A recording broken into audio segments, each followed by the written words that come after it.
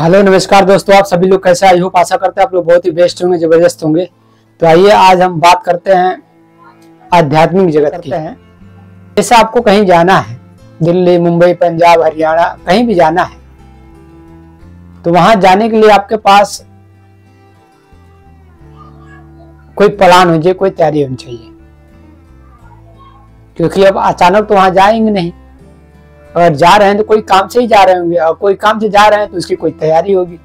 बिना तैयारी के आदमी कहीं तुरंत निकल नहीं जाता है। जैसे आपको कहीं जाना है तो जाने से पहले क्या करते हैं आप? 2 दिन, 3 दिन, 4 दिन पहले तैयार होकर अपने आप को तैयार करते हैं।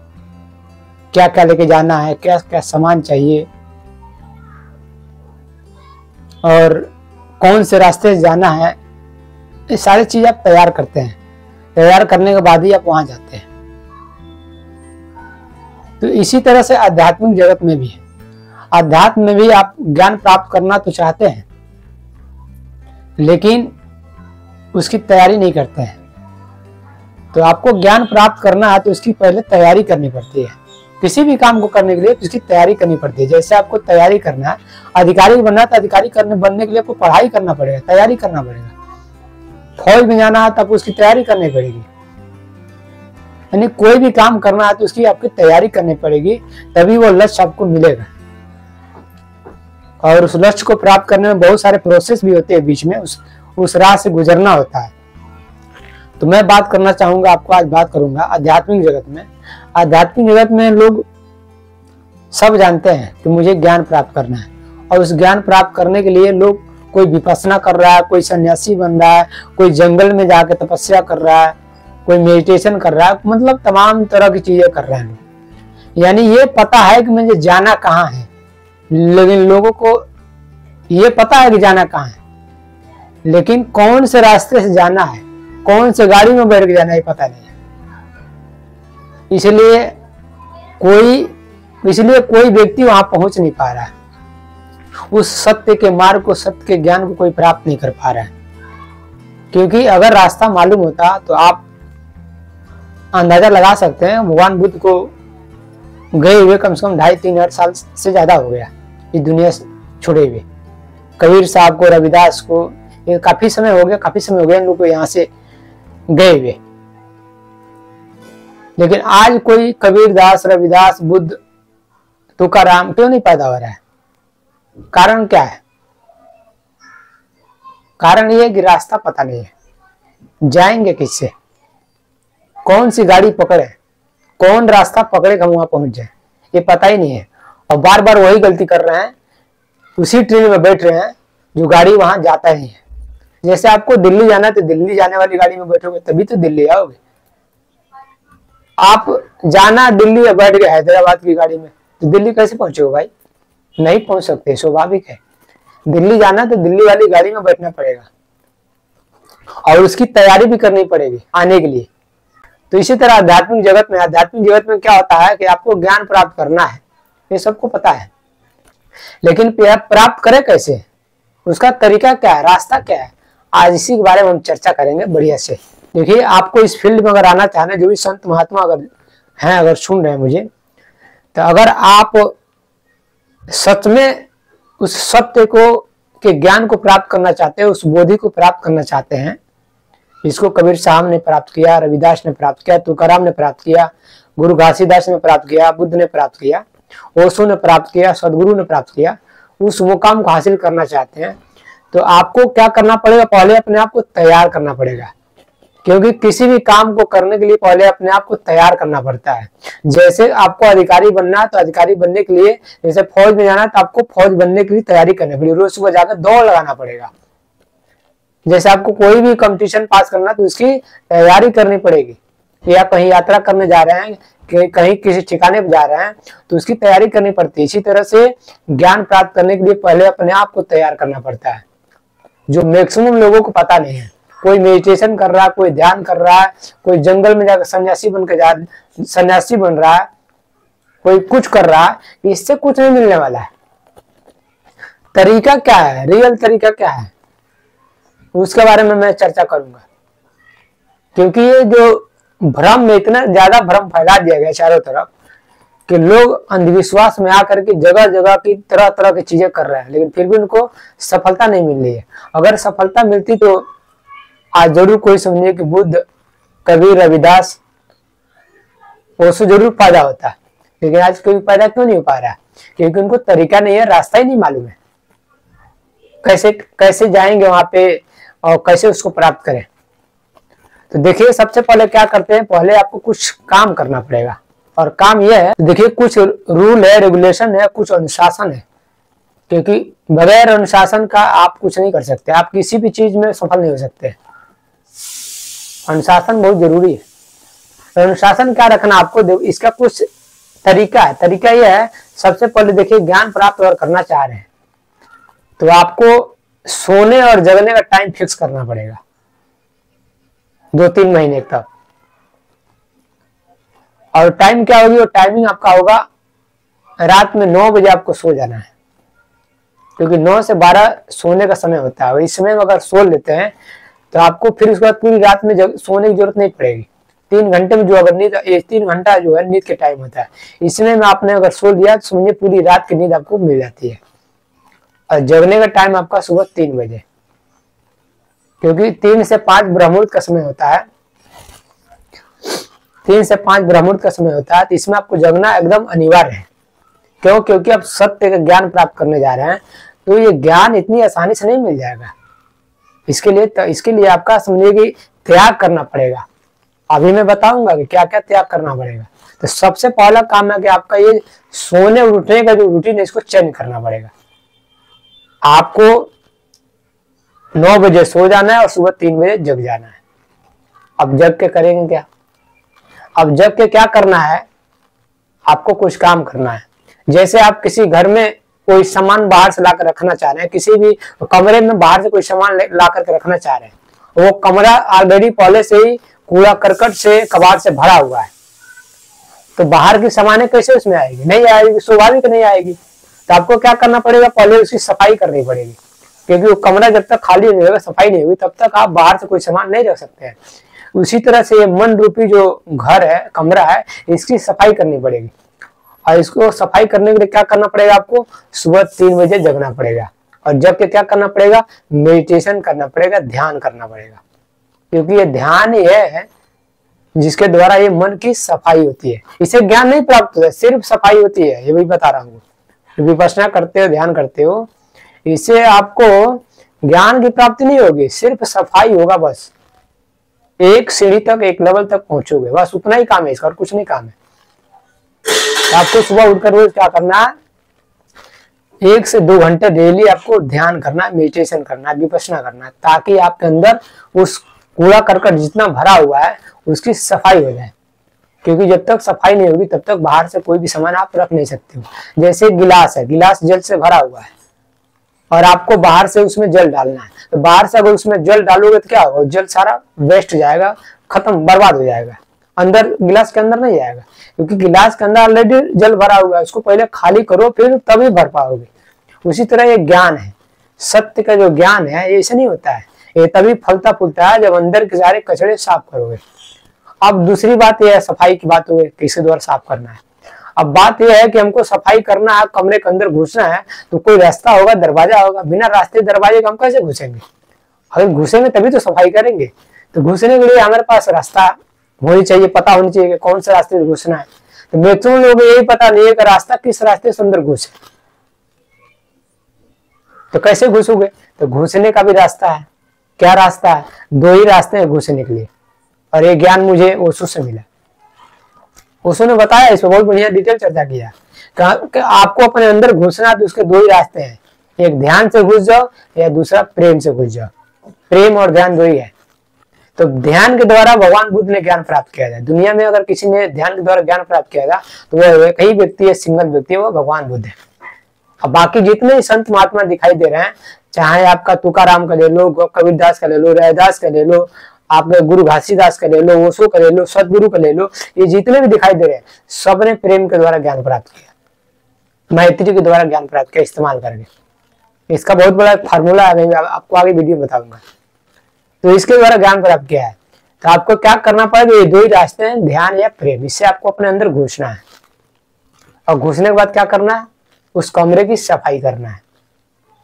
तो आपको प्रेम का तो पता नहीं है कि प्रेम का इस्तेमाल कैसे करोगे, मुझे पता है, क्योंकि इसलिए पता नहीं है क्योंकि शुरू से ही कहा, जगह जगह मेडिटेशन सेंटर खुला हुआ है, विपස්සना सेंटर खुला है, तो विपස්සना ही लोग करा रहे हैं, उसी के द्वारा पता है लोगों कि वो ध्यान करेंगे, विपස්සना करेंगे तो मुझे ज्ञान की प्राप्ति हो जाएगी।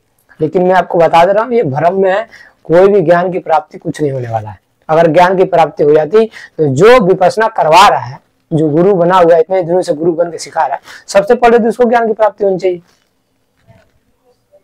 लेकिन उसको कुछ नहीं मिला आज तक, कुछ मिला ही नहीं। और मैंने ऐसे भी बहुत बड़े बड़े महात्माओं से भी मिला, बहुत बड़े मेडिटेशन गुरुओं से भी मिला। मैं तो बात करके ही जान जाता हूँ कि उसके पास क्या है कि नहीं, वो हथियार, वो चाबी है कि नहीं है, तो मुझे पता चल जाता, भाप लेता हूँ, कुछ नहीं है, सब ऐसे फर्जी घूम रहे हैं। तो मैं आपको बताता हूँ उसके बारे में। तो ये कैसे होगा कि सबसे पहले आपको सफाई करनी पड़ेगी, तब आपके अंदर क्या होगा, वो प्रेम और ध्यान जगना स्टार्ट होगा। करुणा मैत्री जो है वो आपके अंदर फूलना चालू हो जाएगा, जगना स्टार्ट हो जाएगा।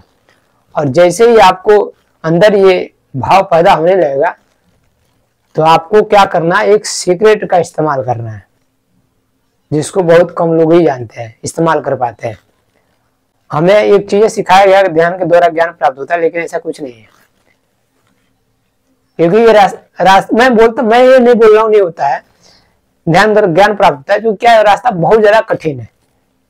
क्योंकि मैंने इसको एक्सपीरियंस किया, मैंने इसका प्रैक्टिकल किया। क्या होता है कि हम ध्यान करते लगातार 10 दिन 15 दिन 20 दिन 1 महीना करते हैं, और बाई चांस किसी दिन गैप हो गया, तो फिर हम जहां जाते हैं वहां फिर से बैक आ जाते हैं, जीरो पे आ जाते हैं। रास्ता तय किया फिर बैक आ जाते हैं, इसलिए हमारी यात्रा कभी पूरी नहीं हो पाती, इसलिए हम वहां पे पहुंच नहीं पाते हैं। तो ये रास्ता बहुत कठिन है, ये आसान नहीं है इसको करना। दूसरा रास्ता प्रेम, इसके द्वारा आप ज्ञान प्राप्त कर सकते हैं। तो ये प्रेम को समझने के लिए आपके पीछे, इसके पीछे आपको कुछ चीजें समझना पड़ेगा बैकग्राउंड में, तब आप इसका इस्तेमाल कर पाएंगे। और वो है, इसके लिए आपको 3 चीजों को सही करना पड़ेगा।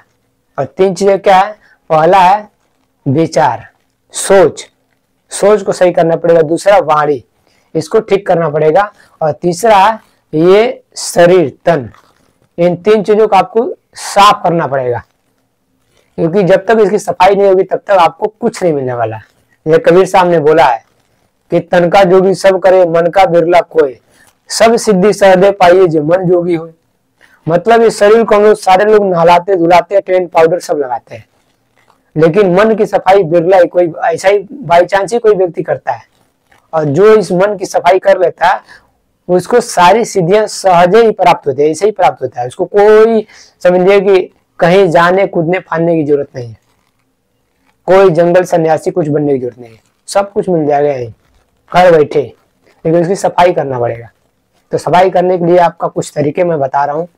पहला है विचारों की सफाई करना है, सोच को सफाई करना है। सोच कैसे साफ करेंगे, आपको सुबह से शाम तक देखना है कि आपके दिमाग में किस तरह के विचार चल रहे हैं, इस पर ध्यान देना है।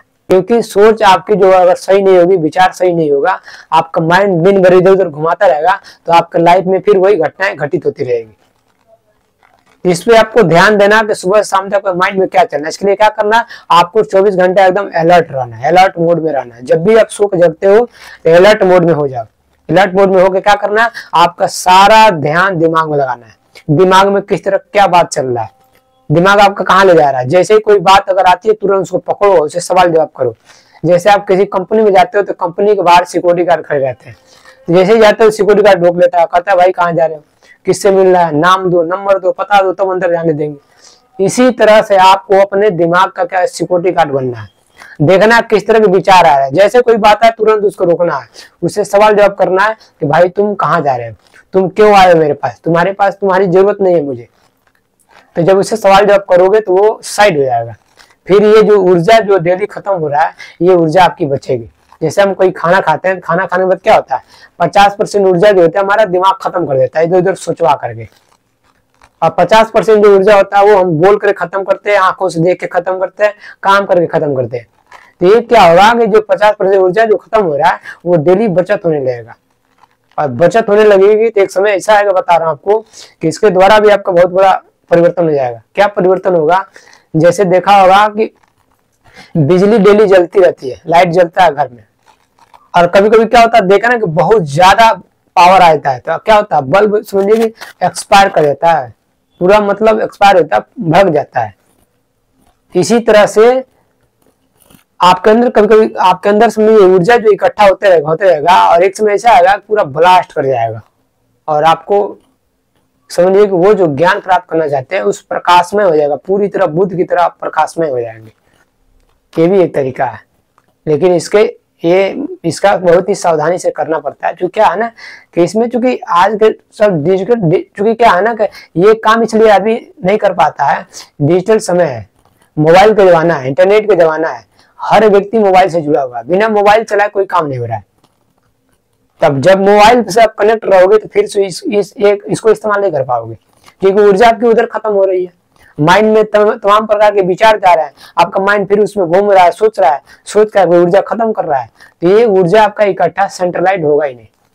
तो इसीलिए मैंने बोला कि सबसे पहले काम करना है, मोबाइल को फेंकना पड़ेगा, पहला काम समर्पण। दूसरा काम क्या करना है, डेली आपको उठकर ध्यान मेडिटेशन करना है, सुबह उठ करके, उठने सोने का टाइम फिक्स रहो। आप क्या करना है, सोच के, पहला काम ये सोचने वाला काम सही करना है, सोच को। दूसरा काम बोलने वाला, आप सुबह से शाम तक क्या बोल रहे हो इस पर ध्यान देना है, क्योंकि आप दिन भर सुबह शाम तक आलतू फालतू पद ना जाने क्या क्या चीजें बोल रहे हो, आपको पता नहीं है क्या बोल रहे हैं। जो बोल रहे हैं वही आपका लाइफ में हो रहा है, ये आपको पता नहीं है। जैसे आप समझो कि अगर धान बो रहे हो तो धान ही काट रहे हो, गेहूं नहीं होगा। और ये कैसे हो रहा है, काम कर रहा है, अगर आप कोई एक चीज बोल रहे हो तो 10 चीज और पकड़ के ला रहा है। कैसे ला रहा है, जैसे गेहूं के एक बीज हम अगर खेत में डाल देते हैं तो वो बीज 10 अनाज को लेके आता है, एक साथ एक बाल में आता है। उसी तरह से अगर मुंह से हम कुछ भी गलत बोलते हैं तो वो कई चीजों को पकड़ कर अपने साथ लेके आता है। इसका एग्जाम्पल बताता हूँ। इसका एग्जाम्पल क्या है आपको बता रहा हूँ, ये जो हमारा शरीर है ये पूरी दुनिया के सारे चीजों से कनेक्टेड है, जुड़ा हुआ है, ये सारी चीजें जुड़ा हुआ है। इसका सबसे बड़ा उदाहरण बताता हूँ कि जब भी हमारे इस शरीर में कुछ भी एक्टिविटी होती है, ये कैसे जुड़ा हुआ आपको बता रहा हूँ। मोबाइल देना 2 मिनट के लिए, मोबाइल देना। जैसे मोबाइल आप देख रहे हैं, ये मोबाइल क्या है, पूरी दुनिया के जितने मोबाइल है सारे मोबाइलों से जुड़ा हुआ है, लेकिन इसमें कोई तार दिखाई दे रहा है आपको? नहीं दिखाई दे रहा ना। इसी तरह हमारा शरीर है, शरीर पूरी दुनिया का हर चीज से जुड़ा हुआ है। जैसे इसी मोबाइल में कोई भी नंबर डालो, कहीं जापान, अमेरिका, थाईलैंड, जहां भी डालोगे तुरंत वहां बात होगा, नंबर लगेगा, तुरंत नंबर मिलाओ, तुरंत बात होगा। लेकिन ये जुड़ा हुआ दिखाई दे रहा है? नहीं दिखाई दे रहा। इसी मोबाइल की तरह हमारा शरीर भी है, पूरा जुड़ा हुआ है। उस मोबाइल की तरह हमारा शरीर है भी सारी दुनिया के सारे चीज से जुड़ा हुआ है। इसमें भी जब भी कोई एक्टिविटी शरीर के अंदर होता है तो हम उस सारे चीजों से जुड़ जाते हैं। अगर गलत सोच रहे हैं, निगेटिव सोच रहे हैं, टेंशन में है, तो दुनिया के जितने टेंशन वाले लोग हैं, जितने निगेटिव सोचने वाले लोग हैं, गलत बोलने वाले लोग हैं, उन सबसे हम जुड़ जाते हैं और उनकी सबकी खराब ऊर्जा हमारे पास आने लगती है, जिसकी वजह से हम क्या होते हैं, हमारा काम सारा बिगड़ने लगता है, हम वैसे ही बनने लगते हैं। लेकिन जैसे ही हम हंसने लगते हैं, खुश रहने लगते हैं, मुस्कुराने लगते हैं, तो दुनिया के जितने अच्छे लोग हैं, हंसने वाले, मुस्कुराने वाले, खुश रहने वाले, उन सबसे हम जुड़ जाते हैं और उन सबकी ऊर्जा हमारे पास आने लगती है, पॉजिटिव ऊर्जा, जिससे हमारा सारा काम होने लगता है और हम अच्छा बनने लगते हैं। तो इस पे भी विशेष ध्यान देना आपको। अगर इसको आप ध्यान नहीं दे रहे हो तो क्या होगा, तो आप अनजाने में गलत बोल दोगे, गलत सोच लोगे। और इस शरीर से क्या करना है, डेली आप वाइब्रेशन क्या जा रहा है, शरीर से क्या दिन भर वाइब्रेशन क्या छोड़ रहे हो। अगर आप टेंशन में हो तो आपके शरीर से टेंशन निकल के जा रहा है, चिंता में तो चिंता निकल के जा रहा है, दुखी हो तो दुखी निकल के जा रहा है। और जो चीजें निकल के जा रहा है वो 10 चीजों को और पकड़ के ला रहा है, क्योंकि ये नियम है, कहा गया है दुनिया में हम जो चीजें देते हैं, भेजते हैं, वही हमारे पास लौट के आता है और 10 गुना 50 गुना लौट के आता है। तो अगर आप टेंशन भेजो तो टेंशन आ रहा है, चिंता भेजो तो चिंता ही लौट के आपके पास आ रहा है दोबारा। तो इसलिए इसको ध्यान रखना है, आपको शरीर से क्या छोड़ रहे हो। हमेशा खुश रहो, मुस्कुराते रहो, तो आपके शरीर से क्या रहा, वाइब्रेशन खुशी जा रहा है, मुस्कुराहट जा रहा है, तो और खुशी मुस्कुराहट पकड़ के आपके पास लाएगा। इससे आप और ऊर्जावान होते जाओगे। इसका एक उदाहरण बताता हूँ। एक व्यक्ति एक रास्ते से जा रहा है, एक रास्ते की तरफ तुम्हें अच्छे से घर बने हैं, पार्क बना है, और उसके दूसरी तरफ क्या बना है, कूड़ा करकट रखने वाला है, कबाड़ खाना है। और व्यक्ति केला खाते हुए कुछ खाते हुए जा रहा है, उसका छिलका बच गया है, केला खाते हुए जा रहा है। अब जब वो केला खा लेता है तो उसका छिलका बचा तो क्या करेगा, वो छिलका किधर फेंकेगा? अरे जिधर पार्क है घर उधर तो फेंकेगा नहीं, स्वाभाविक है, वो कहाँ फेंकेगा? जहाँ कूड़ा करकट उधर ही फेंकेगा। तो वो छिलका उठा करके कूड़ा करकट की तरफ फेंकेगा।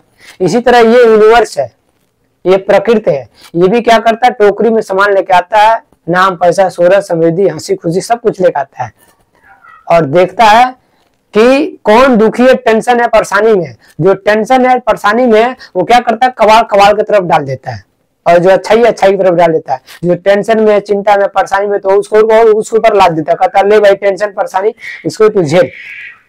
और जो खुश है मुस्कुराता रहता है हंसी से, उसके अंदर और खुशी डाल देता है, मुस्कुराहट डाल देता है, समृद्धि पैसा डाल देता है। तो यूनिवर्स इसी तरह काम करता है। और हम सोचते हैं यार हम बहुत परेशान हैं, बहुत टेंशन में, हमारे पास बहुत, भगवान हमको क्या बना दिया, भगवान मेरे साथ ही क्यों गलत कर रहा है? ये भगवान नहीं कर रहा है, ये आप खुद कर रहे हो। आप ऐसी चीजें आकर्षित कर रहे हो, अट्रैक्ट कर रहे हो, इसलिए आपके साथ ऐसा हो रहा है। आप कबाड़ की तरफ चले गए हो, आप सही, आप दूसरे पार की तरफ आओ, सारी चीज आपको मिल जाएगा। ये टेंशन चिंता ये सब कर रहे हो, इसको खत्म करो, हंसना मुस्कुराना खुश रहना चालू कर दो, आपको बस वो सारी चीजें आनी चालू हो जाएगी। इस पे भी ध्यान रखना है। तो ये आपका दूसरा तरीका है, इससे आपके अंदर बहुत बड़ा बदलाव हो जाएगा। और तीसरा चीज है आपका, सबसे बड़ी चीज तीसरा है, अब आपको प्रेम का इस्तेमाल करना है। जो सीक्रेट है ज्ञान प्राप्त करने वाला, उसका इस्तेमाल करना है। तो इसका नियम क्या है? नियम ये है कि आप वो सोचो जो आपको चाहिए, आप वो बोलो जो आपको चाहिए, आप वो काम करो जो आपको चाहिए। मतलब 24 घंटा आपको वही काम करना है जो आपको चाहिए। तो क्या चाहिए आपको? हमें ज्ञान प्राप्त करना है, तो उसी के बारे में सोचना है 24 घंटे। अलर्ट मोड में रहना है, दिमाग पर रहना है, सम्यक समाधि में रहना है। कुछ भी बोलना नहीं है, सोच समझ के बोलना है। मतलब समझ जाओ, कहने का मतलब ये है मेरा है कि आप जो भी बोलो, किसी से भी बात करो तो वही बोलना जो आपको चाहिए, वही सोचो जो किसी के बारे में जो आपको चाहिए, वही किसी के साथ व्यवहार करो जो आपको चाहिए। क्या आप कभी आप किसी को गाली दे रहे हो, मार रहे हो, या किसी के बारे में बुरा सोच रहे हो, तो क्या आप अपने बारे में बुरा सोचते हो? बुरा गाली देना चाह रहे हो, अपने आप को बारे में बुरा सोचना चाह रहे हो? नहीं चाहोगे। क्या आप चाहोगे कि आपके बारे में कोई बुरा सोचे, बुरा बोले या आपके साथ गलत व्यवहार करे? नहीं चाहोगे। तो फिर आप क्यों करते हो? क्योंकि नियम है आप जो दोगे वही लौट के आपके पास आएगा। इसीलिए आपको क्या करना है, किसी के बारे में गलत नहीं सोचना, गलत बोलना नहीं है, गलत कोई व्यवहार नहीं करना है। क्योंकि आपने अगर किया तो फिर वही आपके पास लौट के आएगा। तो इसका नियम यह, साधारण नियम यह है, कहने का मतलब है कि दूसरे के साथ अगर कोई भी एक्टिविटी कर रहे हो, या कुछ बोल रहे हो, या कोई व्यवहार कर रहे हो, या किसी के बारे में कुछ सोच रहे हो, तो वो ये मान के सोचना है कि मैं अपने बारे में सोच रहा हूँ। किसी से अगर बारे में बात कर रहे हो तो ये जानना कि मैं अपने बारे में बात कर रहा हूँ। किसी के साथ अगर कुछ गलत कर रहे हो तो ये जानना कि मैं अपने साथ गलत कर रहा हूँ। तो आप ये कभी भी गलत काम नहीं करोगे, गलत बोलोगे नहीं, किसी के बारे में गलत सोचोगे नहीं। कब? जब दूसरे को आप अपना मान लोगे कि मैं हूँ, दूसरे को जो बोलना वो अपने आप को बोल रहा हूँ, तो आप ये गलती करोगे नहीं। फिर आप वही सोचने लगोगे, वही बोलने लगोगे, सबके भले के लिए है। और यही काम हम अक्सर नहीं कर पाते, जिसके वजह से हम इसमें फंसे हुए, इस जाल में फंसे हुए, और बार बार हमारे साथ वही चीजें गलती हो रही है। इसको सुधार करना बहुत जरूरी है, क्योंकि इसको सुधारे बगैर आपको ज्ञान तो दूर दूर तक, समझे, सोच दूर दूर तक नहीं मिलेगा। तब आपके अंदर प्रेम, समझिए कि वो जगेगा, ध्यान जगेगा, और उस लक्ष्य को प्राप्त कर पाओगे। तो आज के लिए इतना ही। आई होप आप लोग मेरी बात समझ में आ गई। फिर आप मिलते हैं अगले एपिसोड में। तब तक सभी को जय भीम, नमो बुद्धाय।